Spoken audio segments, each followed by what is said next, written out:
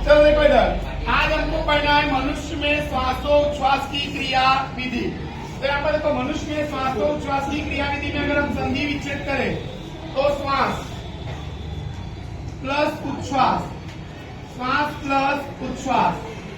तो यहाँ पर देखो, श्वास प्लस उच्छ्वास बराबर। तो यहाँ पर श्वास का मतलब क्या होता है कि जब हम बाहर से हवा को फेफड़ों में खींच लाते हैं, उस क्रिया को क्या बोलते हैं? श्वास।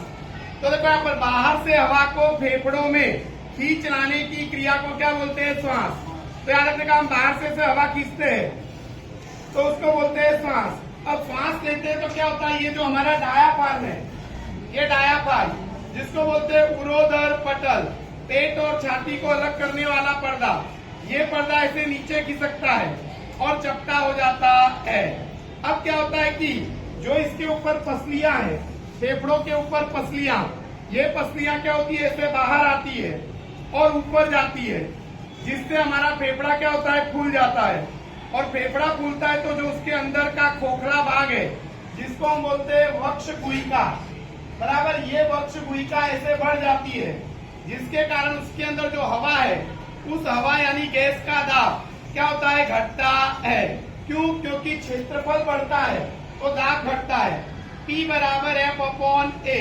तो क्षेत्रफल बढ़ने से दाब क्या होता है? घटता है। तो बाहर से हवा को फेफड़ों में खींच लाने की क्रिया को हम श्वास कहते हैं। श्वास जब लेते हैं तो डायाफ्राम क्या होता है? नीचे खिसकता है और चपटा हो जाता है। और क्या होता है? पसलियां बाहर आती है और ऊपर जाती है, जिससे हमारा फेफड़ा क्या होता है? फूल जाता है। और वक्ष गुहिका जो है वो क्या होती है? बढ़ती है और गैसों का दाब घटता है। इससे बिल्कुल उल्टा होता है उच्छ्वास में। उच्छ्वास में हम क्या करते हैं कि फेफड़ों में से हवा को बाहर फेंक देते हैं। तो फेफड़ों में से हवा को बाहर फेंकते हैं, उस क्रिया को हम बोलते हैं उच्छ्वास। तो फेफड़ों में से हवा को बाहर फेंकने की क्रिया को कहते हैं उच्छ्वास। अब उच्छ्वास जब करते हैं तब क्या होता है? ये हमारा डायाफ्राम क्या होता है कि वापस अपनी मूल स्थिति में आ जाता है, यानी ऊपर खिसकता है। और जो पसलियां ऊपर गई थी वो पसलियां नीचे आती है और अंदर खिसकती है। और जो हमारा फेफड़ा फूला हुआ था वो पचक जाता है। और पिचक जाने से क्या होता है? उसके अंदर का जो खोखला भाग है, जिसको हम बोलते हैं वक्ष गुहिका, ये वक्ष गुहिका क्या होती है? घटती है। और जिसके कारण गैसों का दाब बढ़ता है। कारण कि वक्ष गुहिका घटी तो क्षेत्रफल घटा, और क्षेत्रफल घटा तो गैसों का दाब बढ़ता है।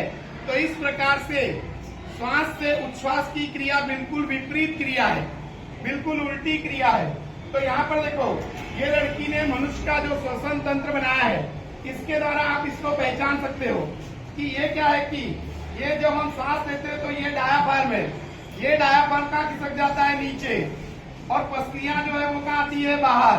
और बाहर आकर ऊपर खिसकती है, जिसके कारण ये फेफड़े का जो खोखला भाग है, जिसको हम बोलते हैं वक्ष गुहिका, वो गुहिका क्या होती है? बढ़ जाती है। और गैसों का दाब क्या होता है? घटता है। जो अब उससे उल्टा होता है उच्छ्वास में। उच्छ्वास में क्या होता है कि फेफड़ों में से हवा को बाहर फेंकने की क्रिया को उच्छ्वास कहते हैं। अब उच्छ्वास के दौरान जो डायाफ्राम है वो अपनी मूल स्थिति में वापस आ जाता है, यानी ऊपर खिसकता है। और ये पसलियां जो ऊपर गई थी वो ऐसे नीचे आती है और अंदर खिसकती है। और फेफड़ा जो फूला हुआ था वो पिचक जाता है, जिसके कारण जो उसके अंदर का खोखला भाग है, जिसको बोलते हैं वक्ष गुहिका, वो वक्ष गुहिका घटती है और गैसों का दाब बढ़ता है। तो इस प्रकार से मनुष्य की श्वासोच्छ्वास की क्रिया हम ऐसे समझ सकते हैं।